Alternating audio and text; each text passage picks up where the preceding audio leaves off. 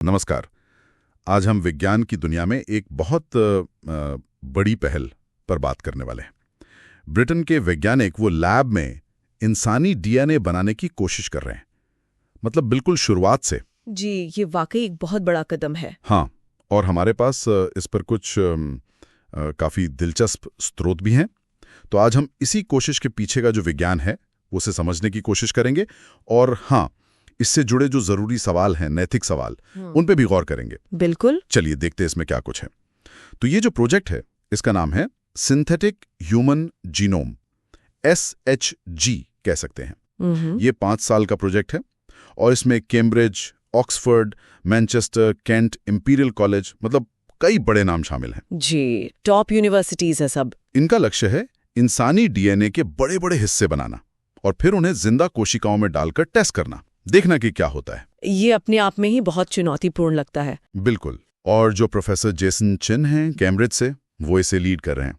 उनका मानना है कि इससे भविष्य में बीमारियों के इलाज के बिल्कुल नए रास्ते खुल सकते हैं। अच्छा। जैसे कि सोचिए, ऐसी कोशिकाएं बनाई जा सकें जो शरीर के अपने इम्यून सिस्टम के हमले से बच जाएं, या फिर कुछ खास वायरस से। ओह, ये तो ऑटो इम्यून बीमारियों के लिए बहुत बड़ी बात हो सकती है। हाँ, और शायद लिवर की पुरानी समस्याओं के लिए भी ये एक उम्मीद जगाता है। पर ये सुनने में जितना आसान लगता है उतना है नहीं शायद। बिल्कुल नहीं।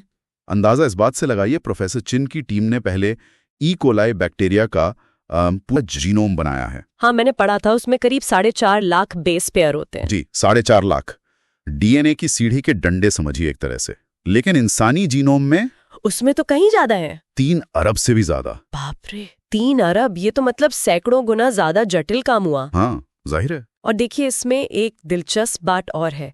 जैसा LMB के डॉक्टर जूलियन सेल बताते हैं कि हम असल में अपने जीनोम के एक बहुत बड़े हिस्से के बारे में कुछ जानते ही नहीं है। सच में? हाँ, उन्होंने इसे जीनोम का डार्क मैटर कहा है, मतलब वो हिस्सा जिसका काम हमें पता ही नहीं। अच्छा, डार्क मैटर। उनका मानना है कि अगर आप जीनोम बना सकते हैं लैब में, तो शायद आप उसे पूरी तरह समझ भी सकते हैं। हाँ, ये तो है। शायद इलाज की चाबी उसी अनजान हिस्से में हो। बिल्कुल। और शुरुआत में ये प्रोजेक्ट इंसानी क्रोमोसोम के कुछ हिस्से बनाकर उन्हें त्वचा की कोशिकाओं में डालकर टेस्ट करेंगे। ठीक है। और यहीं पर बात और दिलचस्प हो जाती है। ये वैज्ञानिक काम तो चलेगा ही जी। इसके साथ साथ एक और टीम है केंट विश्वविद्यालय की प्रोफेसर जॉय झेंग की लीडरशिप में। अच्छा, वो क्या कर रहे हैं? वो टीम ये देखेगी कि लैब में बने इन जीनोम से जुड़े नैतिक और सामाजिक सवाल क्या उठते हैं। ओह, ये बहुत जरूरी है। मतलब विज्ञान के साथ साथ उसके असर पर भी नजर रखी जा रही है।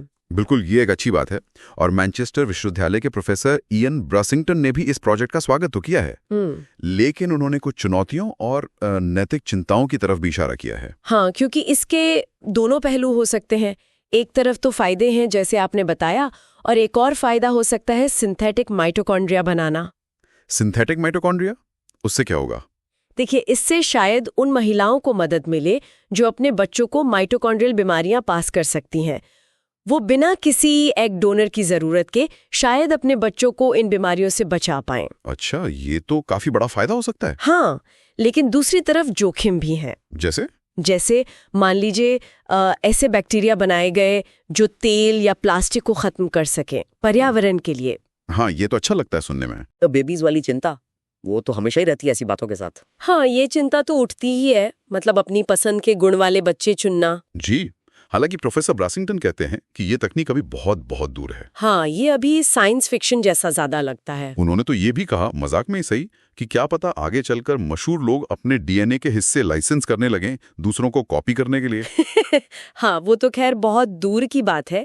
पर एक और गंभीर चिंता है जो उठाई गई है। वो क्या? कि क्या किसी व्यक्ति के डीएनए का इस्तेमाल उनकी जानकारी या सहमति के बिना बच्चा पैदा करने के लिए किया जा सकता है? अरे, ये तो वाकई बहुत गंभीर बात है। इसकी संभावना भी है। देखिए, चिंता तो है, लेकिन जैसा प्रोफेसर ब्रासिंगटन और डॉक्टर सेल दोनों ने साफ किया है, ये डिजाइनर बेबीज या इस तरह की जो चिंताएं हैं वो ऐसी तकनीक पर आधारित है जो अभी बनी ही नहीं है। अच्छा, तो मतलब फिलहाल एकदम से बहुत घबराने की जरूरत नहीं है। ये राहत की बात है। पर हाँ, इस पर बात करने का, चर्चा करने का कि क्या सही है, क्या गलत, क्या नियम होने चाहिए, क्या इजाजत दी जानी चाहिए और क्या नहीं, ये बिल्कुल सही समय है। बिल्कुल। तकनीक आने से पहले ही नियम और सीमाएं तय हों, ये जरूरी है। जी। तो फिर कुल मिलाकर इस सारी बातचीत का निचोड़ क्या निकलता है? संक्षेप में कहें तो यूके के वैज्ञानिक एक अभूतपूर्व, एक बहुत बड़े प्रोजेक्ट पर काम कर रहे हैं। हाँ, लैब में इंसानी डीएनए बनाने का, जिसका मुख्य लक्ष्य है हमारे जेनेटिक कोड के उन हिस्सों को समझना जिन्हें हम अभी नहीं जानते। जी, और उम्मीद है कि इससे बीमारियों के लिए नए इलाज, नई थेरेपीज मिलेंगी। और सबसे अहम बात शायद ये है कि तकनीक के पूरी तरह विकसित होने से पहले ही उसके नैतिक और सामाजिक असर पर भी गंभीरता से सोचा जा रहा है।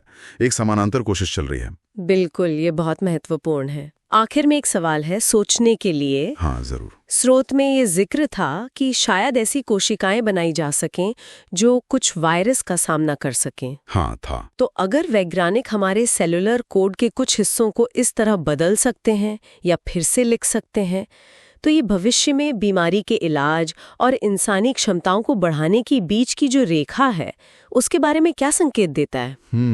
ये वाकई सोचने वाली बात है। ये इस बारे में भी सवाल उठाता है कि जैविक दुनिया में हमारे बायोलॉजिकल कॉन्टेक्स्ट में कुदरती या नेचुरल होने का मतलब क्या रह जाएगा। बहुत गहरा सवाल है, इस पे सोचना